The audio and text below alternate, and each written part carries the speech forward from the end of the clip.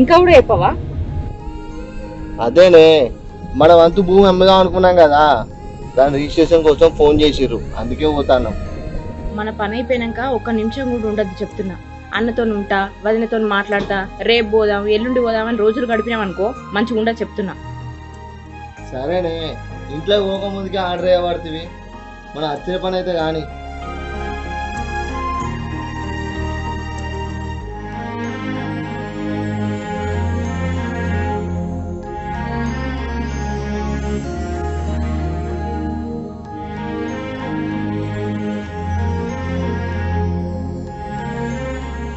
ఎంత బాగారా ఇట్లా రాధికా రాధికా తమ్ముడు మరదలు వచ్చారు.